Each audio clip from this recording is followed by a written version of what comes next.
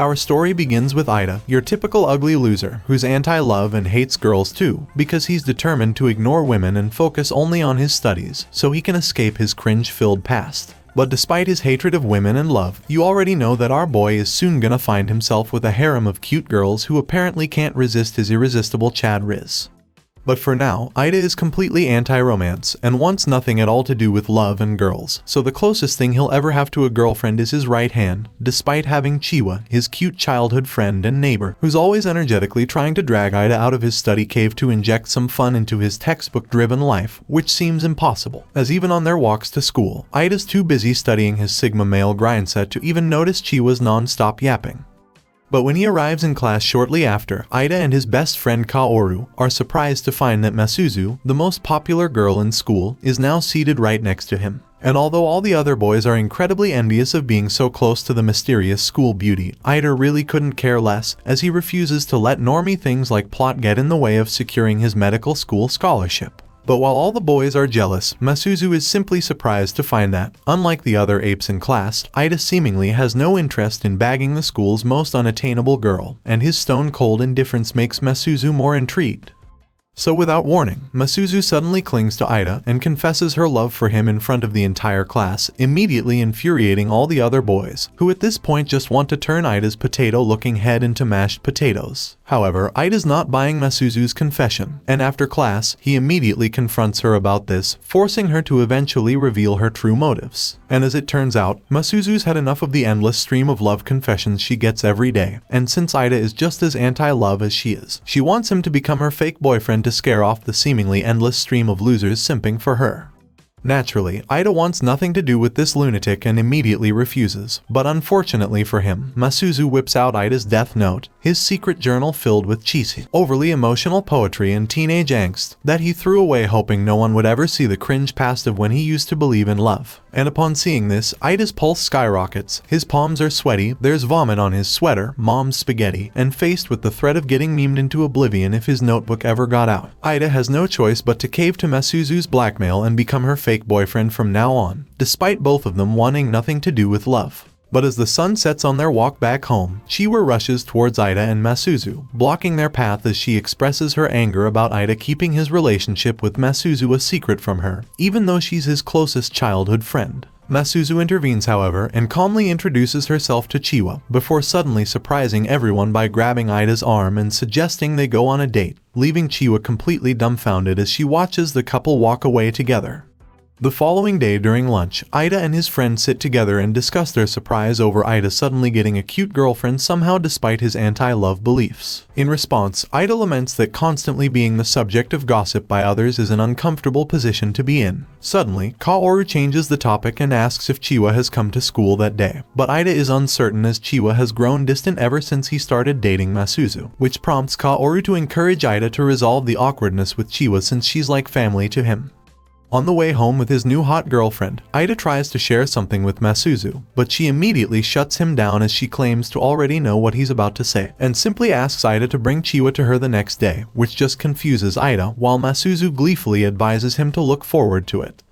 The next morning, Eita takes Chiwa to Masuzu, only to find her dressed in an elegant kimono for some unknown reason, which surprises Chiwa. But as the gang talks about the recent awkwardness between Chiwa and them, Masuzu realizes from Chiwa's answers that she's angry because she's struggling to attract male attention, probably because she severely lacks plot, which prompts Masuzu to offer to help, as she whips out Eita's death note and promises to make any man fall for Chiwa or else. And although Chiwa initially declines, she eventually agrees, and with that, Masuzu decides to create a club to teach young women proper etiquette and manners, redefining what it means to be a refined and elegant lady. But while Chiwa is excited to become a proper lady, Eita unfortunately does not share the same enthusiasm.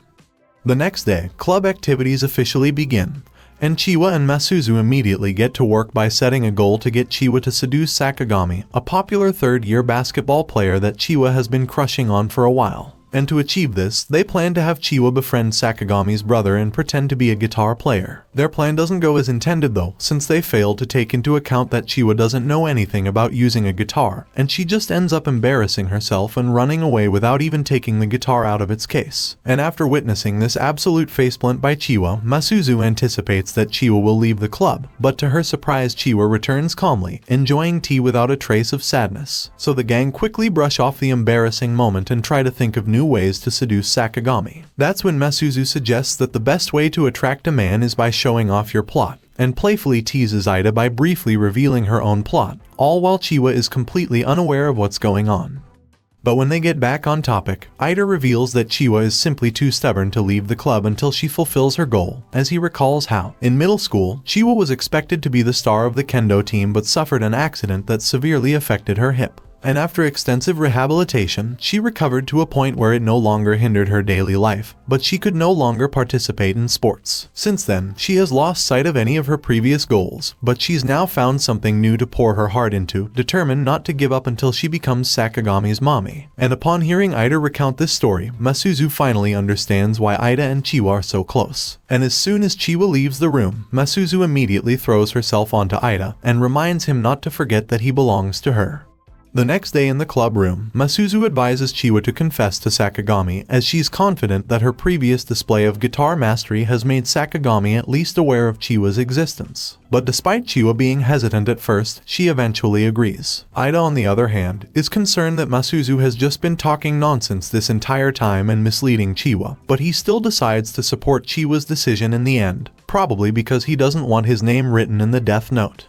After school, Chiwa leaves behind a love letter for Sakagami, inviting him to meet her on the rooftop to confess, while Masuzu and Eita secretly hide and wait. And to their surprise, Sakagami actually shows up to the rooftop, as he admits to Chiwa that he found her guitar antics intriguing and cool, which is exactly his type of girl. He then invites Chiwa to go see a movie with him on Sunday to get to know her better.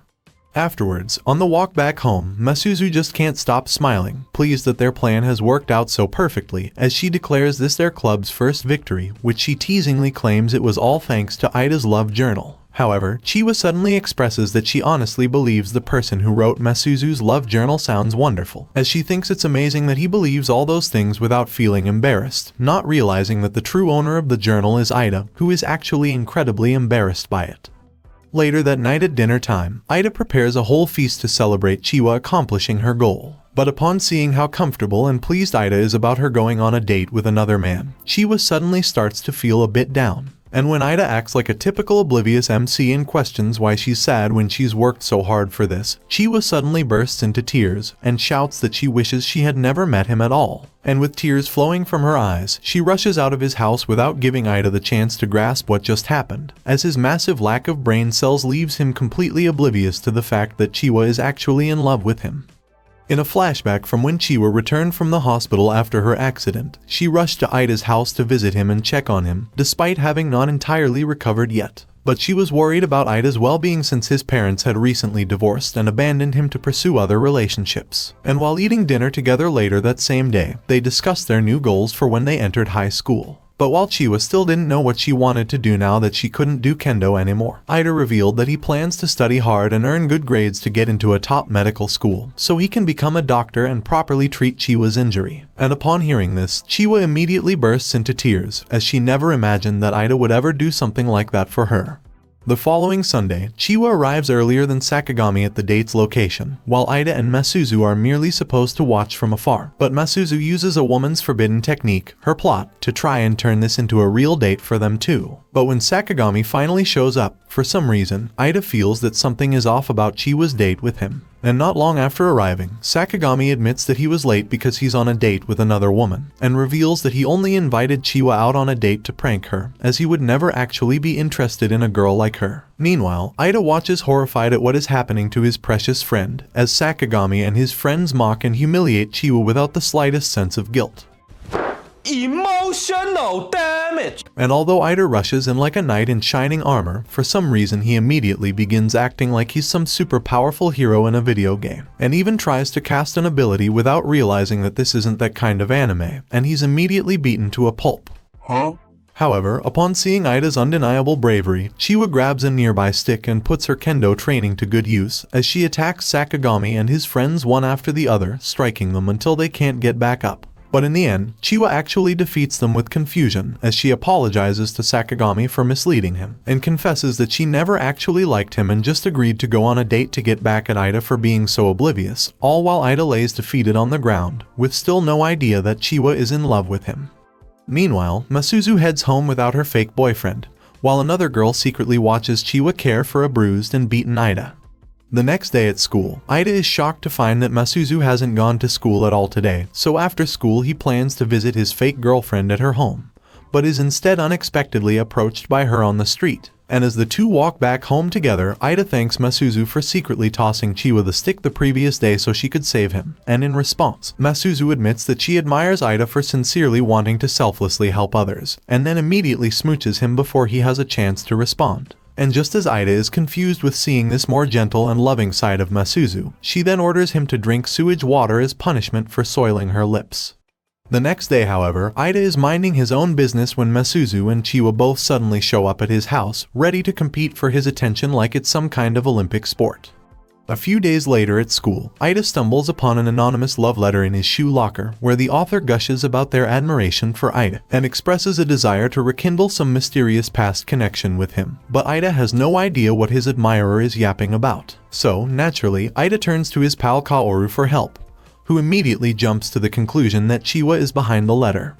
And while having lunch with Chiwa later that day, Ida finds himself believing more and more in Kaoru's theory as Chiwa starts acting all lovey-dovey with Ida and demanding headpats. Suddenly, however, Masuzu swoops in and accuses Chiwa of trying to steal her precious boyfriend, before shoving Chiwa's face into her meal.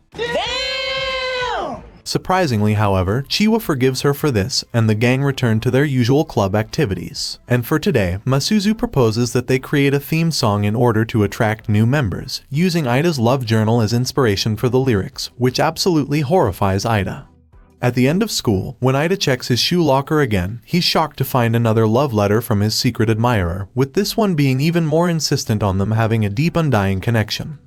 And afterwards, on his walk home with Masuzu, while Ida tries his best to keep his lunatic admirer a secret, she deduces that Ida is hiding something from her and goes full detective mode. But unfortunately for Mrs. Holmes, she mistakenly deduces that Chiwa has started living rent-free in Ida's mind, and once again orders him to stop paying attention to other girls, even though they're a fake couple. And the next day at school, Ida is surprised to find Masuzu suddenly acting more cold and distant towards him, which only confuses him more. A few days later, Ida agrees to take care of Chiwa while her mom is off to work, since Chiwa has caught a fever. But when she wakes up in her room, she's surprised to find Ida sitting there by her side, and immediately uses this golden opportunity to try and seduce him, by asking him to help wipe her down, which Ida agrees to despite the awkwardness it causes. Suddenly, however, Ida's sharp eye spots a pair of his own chopsticks just chilling in Chiwa's room, and Chiwa, with zero shame, confesses that she stole them without asking, as these chopsticks remind her of precious memories and serve as a little time capsule of her bond with Ida. What the heck? Somehow this stalker behavior doesn't freak Ida out though, and he just continues taking care of Chiwa for the rest of the day. The next morning, Chiwa pops up at Ida's place bright and early, and casually drags him to school with her. But once they arrive there, Masuzu immediately picks a fight with Chiwa and Ida, for once again letting another girl get close to him. But in the middle of this whirlwind, Ida discovers yet another love letter stuffed in his shoe locker, and slams it shut before his harem can see. This time, however, the love letter demands a rooftop meeting. But when Ida arrives, he's surprised to find a black-haired girl named Hime waiting for him, who he doesn't recognize at all. But as Hime soon reveals, she's actually the complete noob he used to play online games with back in the day. And when Ida finally remembers who she is, and calls her by her username, Hime immediately rushes in and gives Ida a big all-hug like they're long-lost soulmates, just as the rest of his harem conveniently arrives at the perfect time. And to make matters worse, Hime drops a bombshell by declaring herself as Ida's former romantic partner. But Chiwa, not one to be outdone, introduces herself as Ida's loyal childhood friend, while Masuzu smugly claims her throne as his current girlfriend. But Hime is having none of it, as she makes it clear that the idea of Ida being with anyone else is absolutely unacceptable. The next day, however, Eita walks into the club room, only to surprisingly find Hime and Masuzu casually chatting like old pals. And even more surprisingly, Masuzu is even tossing around the idea of Hime joining the club, which Chiwa of course immediately objects to, pointing out that Hime doesn't care one bit about the club, as she's just here for Eita.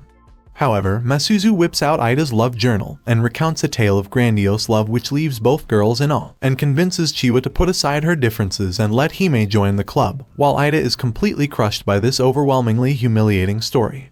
But before Hime can join, Masuzu and Chiwa decide to test Hime by having her write a poem, to see if she's fit to join a club for pure elegant maidens. But even though Hime agrees, she suddenly faints, leaving the whole situation in complete disarray.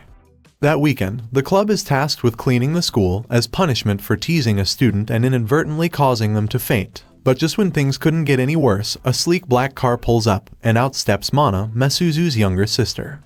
She apologizes to Masuzu for their disastrous conversation with their father, who's absolutely livid and demands that Masuzu come home right now to prevent any more trouble. And without missing a beat, Masuzu breaks up with Eita on the spot and heads back with Mana, leaving everyone in shock. As Masuzu goes to change, Chiwa bolts after her, determined to get some answers for this sudden breakup. Meanwhile, Hime suddenly rushes up to Eita, waving her completed poem like it's a trophy. Even though it's their day off and there's no deadline, she just couldn't help herself as she just wanted to spend the day doing fun stuff with everyone. But out of nowhere, Mana swoops and snatches Hime's work right out of her hands, as she's suddenly super interested in this weird little club Masuzu has seemingly created. And despite Eita's best efforts to grab the poem back, Mana's security squad steps in and effortlessly shoves him aside. And as Mana quickly scans Hime's heartfelt work, she bursts into laughter, mocking it for being childish, causing Hime's heart to practically shatter right there on the spot. But Eita, no longer able to stand this mean girl routine, finally snaps and yells at Mana to stop making fun of people's dreams and ambitions, pointing out that fantasies are what keep people going when reality gets too tough to handle, and that she has no right to make fun of anyone's dreams. Eita then demands that Mana apologize to Hime, just as Masuzu and Chiwa return. And in that moment, Hime, wiping away her tears, bravely speaks up, as she reveals that for the first time ever, she's found a place where she truly feels accepted, and she wants to join the club with Masuzu, and Chiwa by her side, words that even manage to move Masuzu. And with this, Masuzu gladly welcomes Hime into the club, while simultaneously refusing to go with Mana to see their father after all, which absolutely infuriates her little sister. And once the dust has settled, Masuzu thanks Eita for always being such a dependable person, while reminding him that he belongs only to her, and the gang celebrate the newest addition to their club. Sometime later, Eita jolts awake in the infirmary, groggy and confused, only to find Hime lying next to him with absolutely nothing on for some reason. And as if that's not enough chaos for one moment, Chiwa and Masuzu are outside, calling out his name, their voices getting closer by the second. Meanwhile, Hime calmly tells Eita to relax, which obviously doesn't work at all when you've got plot mountains staring you in the face. And when the infirmary door suddenly opens, Eita instinctively dives behind a curtain, certain that he's moments away from being murdered. Meanwhile, Masuzu and Chiwa are greeted by the sight of Hime, scrambling to cover herself with a blanket. But while Masuzu is unfazed by this heavenly sight, she's definitely suspicious and demands to know where Eita is. And despite Hime insisting with her terrible acting that she has no clue where Eita is, Masuzu remembers him saying he was heading to the infirmary because he was feeling sick, which Hime tries to brush off by saying they must have heard the wind, unaware that the girls can clearly see Eita's feet sticking out. It was at this moment that he knew he f***ed up.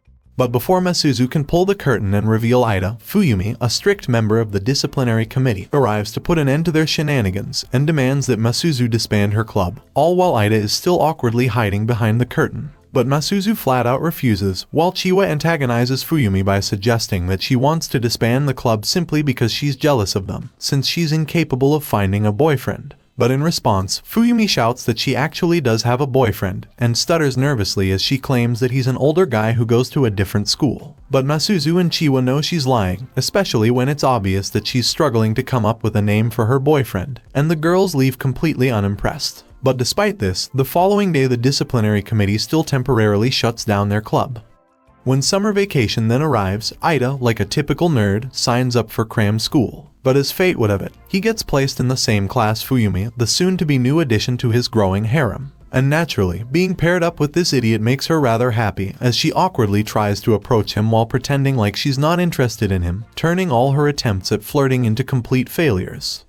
After a long day of studying, Eita thinks he's finally free until Masuzu summons him to a cafe and, afraid she'll spill all his embarrassing secrets, Eita sprints over there faster than a cat chasing a laser pointer. And once they meet, Masuzu unveils her latest scheme as she's plotting to use Fuyumi as leverage to keep the club from being disbanded. And of course, Eita's roped into her plans whether he likes it or not. The next day at cram school, Fuyumi tries approaching Eita again with her signature awkwardness and joins him and Kaoru for lunch. But when Eita casually praises the food she made, her heart practically soars, and she finds herself suddenly unable to keep up her usual serious demeanor. And for the rest of the day, she walks around with a huge grin on her face that leaves passersby thinking she's a complete weirdo. The next day, Kaoru and Fuyumi invite Eita to join them for a fireworks display, but Eita declines, opting to spend his night at the cram school study hall instead. But when Fuyumi insists that he come with them, Eita casually mentions that she should watch the fireworks with her boyfriend instead, which catches Fuyumi completely off guard, forcing her to give up on trying to invite Eita. Later that day, while everyone is gathered for dinner, Masuzu unveils her master plan to have Eita date Fuyumi, make her fall head over heels for him, and then boom, they can manipulate her to reinstate the club, which Chiwa and Hime are surprisingly okay with. But when Eita refuses, she reads his journal out loud, bringing up long-forgotten memories of when Eita was even more of an absolute giga cringe lord, ultimately humiliating him until he accepts. And with Masuzu's master plan ready to commence, they set Eita and Fuyumi up on a double date with Chiwa and Kaoru, so that Chiwa can create an opportunity for Eita to be alone with Fuyumi, while Masuzu secretly stalks them from afar by wearing an earpiece. But as they walk together, Fuyumi suddenly strikes up a conversation with Eita, taking a nostalgic trip down memory lane about their kindergarten days, which leaves her blushing even though Eita has no idea what she's talking about. Chiwa, however, never one to let someone else steal the spotlight, immediately grows possessive and gets between them, even though it's literally her job to get Eita and Fuyumi alone together. And as the date drags on, Chiwa finds herself incapable of putting aside her feelings for Eita, and she constantly interferes at every opportunity, preventing Masuzu's brilliant scheme from coming to fruition, while Kaoru just sits back completely unbothered by this. And to top it all off, Masuzu also finds herself sidetracked by her feelings for Eita and completely forgets to snap incriminating photos of Fuyumi, despite being the mastermind behind all this. And at the end of the day, the plan is seemingly a failure, unaware that Fuyumi has actually already been crushing on Eita all along.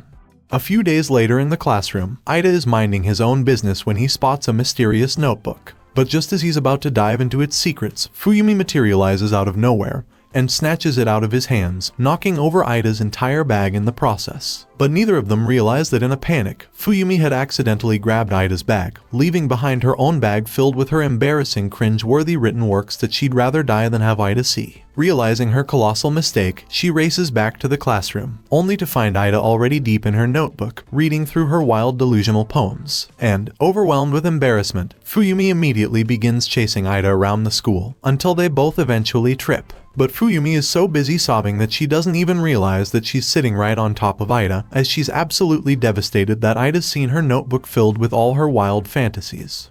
Feeling guilty, Eita tries to comfort her, and even shares a few of his own embarrassing fanfiction, which is actually cringy enough to make Fuyumi laugh and brighten her mood. And without missing a moment, she embraces Eita tightly as the two stand in silence. When Eita then returns Fuyumi's crumpled up notebook, he feels guilty and offers to buy her a new one, but Fuyumi refuses, and instead asks him to pay her back by spending time with her. The next day, Eita waits for her with a hat pulled low over his face, so Fuyumi won't be embarrassed to be seen with a nerd like him. And to Aida's surprise, Fuyumi leads him to a remote, quiet area that stirs a vague sense of familiarity in both of them. And as the night falls, the fireworks show begins. And just then, Eita remembers that up the hill is a massive cedar tree, the perfect spot to watch the fireworks display. Suddenly, memories from their time as kindergarten best friends floods Aida's mind, and he finally remembers Fuyumi. She then unexpectedly hands Eita a marriage registration form they filled out as children 10 years ago, which Eita had promised to stamp when they grew older, while confessing that she had lied about having a boyfriend. Eita, however, has no idea how to react to this incredibly sudden marriage proposal, and decides the best course of action is to simply run away. And thankfully for him, he accidentally bumps into Chiwa and Hime not long afterwards, and decides to head home with them without giving Fuyumi a proper answer, which absolutely infuriates her. But despite this, when the gang return to school after summer vacation, they find that their club has been reinstated, as Fuyumi informs them that their club may resume operations, realizing that hastily labeling the club as dangerous was a mistake. But she believes that all they need is a leader to guide their club in improving their understanding of love, and she volunteers herself for the role, forcibly joining as their club's newest member. Chiwa, on the other hand, is completely opposed to this idea, but she reluctantly accepts it, knowing she has no other choice. In the club room the next day, however, the tension between Chiwa and Fuyumi is palpable, and they bicker constantly. Hime, however, pleads with Chiwa to stop fighting with Fuyumi, as she believes that Fuyumi could be their ticket to becoming pure elegant maidens, which Masuzu agrees as well, pointing out that Fuyumi's rich and charming boyfriend would make her a great mentor. This catches Fuyumi off guard, and she's forced to reluctantly keep up the lie about having a boyfriend. With this, Masuzu urges Eita to pretend to ask Fuyumi out, so she can show the girls how a maiden should properly respond. But while Fuyumi tries her best to act cool, she's secretly fantasized about this exact moment for years. But when Eita backs down after Fuyumi's fake rejection, she becomes annoyed, and warns him that if this situation ever happens again, he should at least pretend to get angry.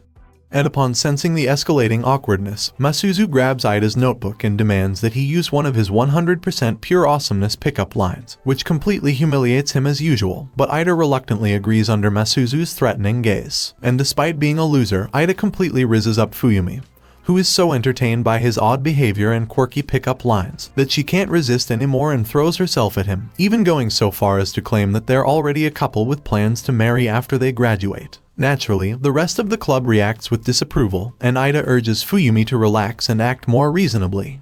Snapping back to her senses, Fuyumi insists she was only pretending to be swept off her feet, but her sincerity is met with skepticism. Meanwhile, Chiwa warns Fuyumi that as Eita's childhood friend, Fuyumi should ask for her permission before hugging Eita, which Fuyumi immediately shuts down by revealing that she's also Eita's childhood friend, having known him for 10 years, much longer than Chiwa, a revelation that breaks Chiwa's heart. Later that day, Eita waits for Chiwa outside the bathroom like a creep, as he wants to know why she's suddenly so upset. And at first, Chiwa brushes it off, but Eita sees through her and explains that the depth of their friendship is what matters, not who knew him first, which rapidly brightens Chiwa's mood.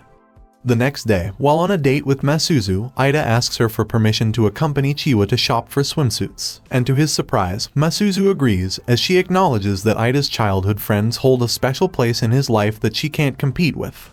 So the next day, Eita and Chiwa meet up, only to find out that Masuzu has unexpectedly decided to join them, leading to an argument between Chiwa and Masuzu, who bicker over Eita as usual. Meanwhile, Hime and Fuyumi just happen to be in the area together, and they observe the argument from a distance. And once they actually arrive at the store, the girls continue to fight for Eita's attention, and ultimately agree to hold a friendly competition to see whose swimsuit will entice Eita more. But while the girls get changed, Hime pulls Eita into a fitting room to seek his opinion on her swimsuit, requiring every ounce of Eita's strength to resist touching her plot. But as soon as he escapes one hopeless situation, he's dragged right back into another one, as Fuyumi drags him to watch her try on dresses for their future wedding. But when the other girls arrive and see the lunacy taking place before them, they eventually decide that the best thing to do is have Eita spend an equal amount of time with each of them, which Eita has absolutely no say in. But the plan works, and Eita finds himself spending quality time with all of his waifus one after the other. But while heading home afterwards, Eita catches Masuzu being unusually quiet, and asks her what's on her mind. In response, she admits that she feels a bit excluded, as she doesn't share a past with him like the others do. But Eita comforts her, reassuring her that they'll create plenty of new memories together from that moment forward. Suddenly, Eita spots his Aunt Seiko heading their way. She greets them warmly, but out of the blue, Seiko throws everyone off guard by asking which one of them is Eita's lover, prompting Masuzu to confidently step forward and declare herself his girlfriend. But Seiko immediately laughs and explains that she wasn't asking about his fake girlfriend, leaving everyone completely shocked. Later, back at Eita's house, the topic shifts to their upcoming beach trip and, more importantly, how they'll scrape together enough money to make it happen. And upon hearing this, Seiko perks up and suggests they enter a declaration of love contest hosted by her company, which could win them access to the company's fancy resort near the beach. But in order to practice before the real contest, Seiko decides to test the girls by having them all answer a series of questions, with the highest scorer being declared the most in love with Eita. Once the questions are completed, it's revealed that Fuyumi secured the top score, while Masuzu shockingly lands at the bottom, since her responses were so calculated that it came across like she isn't in love at all. Despite this outcome, Masuzu stays resolute, determined to prove to Seiko that she is not only Ida's girlfriend but also deeply in love with him. The next day, Ida and Masuzu are putting on their usual charade as a couple on the train, despite everyone else now growing awfully suspicious of their fake relationship. When the gang finally arrives at their destination, they're greeted by a stunning blue beach, setting the scene for a mandatory beach episode. But after a day of Ida splashing around with his harem of beautiful girls and enjoying sights filled with more plot than any mere mortal man can handle, the gang head to the house where they'll be staying. But shortly after arriving, while Ida is busy fixing a light bulb, he overhears Fuyumi having a serious conversation with Masuzu. Fuyumi warns her that if she's only pretending to date Ida, she'll never forgive her. This worries Ida, making him wonder how their friends will react if they find out the truth about their fake relationship. Determined to sell their fake relationship, Ida and Masuzu come up with a plan later that night to convince their friends that they're genuinely dating. And after discussing potential plans for a while, they decide to say goodnight with a kiss in front of everyone before they head to bed. So later on, Ida and the girls are playing cards together when Ida casually announces that he's going to bed. But before they all turn in for the night, Chiwa surprises them with a gift of matching phone straps for everyone, as she reveals that she, Fuyumi, and Hime had worked together to make them, which deeply moves Ida and Masuzu, and they decide not to go through with their plan after all. In the bedroom afterwards, Masuzu and Ida sit down for a heart-to-heart. Reflecting on the situation, Masuzu contemplates dropping out of the contest, knowing she stands little chance against the other girls. And although she ultimately decides to stick it out, she suddenly grabs Ida's journal and flips to the part where he wrote that he will become a doctor and heal Chiwa, as she reveals that once the trip ends, she plans to let him go so he can be with Chiwa. On the day of the contest, Hime faces intense stage fright, as she's even too nervous to step onto the stage. So Ida suggests she do something she loves to help calm her nerves, and without hesitation, Hime hugs Ida, while confessing her feelings for him and explaining how knowing him has given her the courage to overcome her anxiety and even make friends. But as the crowd begins to cheer, it's revealed that Ida and Hime are being filmed, and their moment is displayed on a monitor for everyone to see.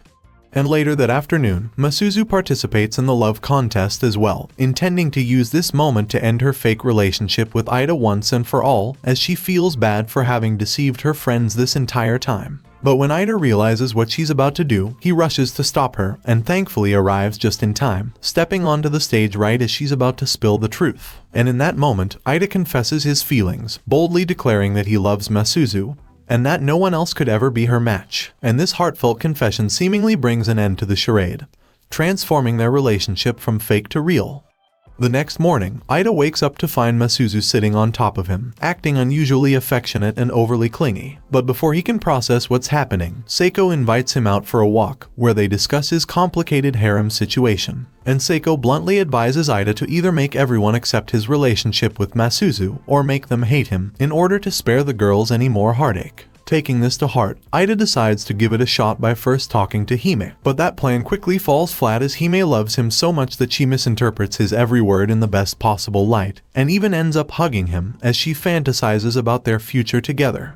Not ready to give up, Ida moves on to Fuyumi, who is already furious at him for choosing Masuzu over her. Once in her room, Ida dramatically asks to see their so-called marriage certificate and plans to tear it to pieces. But when he catches a glimpse of Fuyumi's heartbroken expression, he hesitates and can't go through with it. To make things worse, he accidentally gets a paper cut, and as blood drips onto the paper, Fuyumi misinterprets it as him stamping the certificate, believing he's agreed to the marriage. And last but not least, Ida finds Chiwa standing alone on the balcony, gazing out at the sea. He asks if she's upset about him being with Masuzu, and she quietly lets a few tears fall. But while trying to comfort her, Ida is caught off guard when Chiwa suddenly turns around and confesses her love for him. And as if things couldn't get more complicated, Masuzu appears out of nowhere, asking if she can join in on the moment, while Ida feels completely frustrated and torn between his girlfriend and his childhood best friend, unsure which girl his heart is truly leading him towards.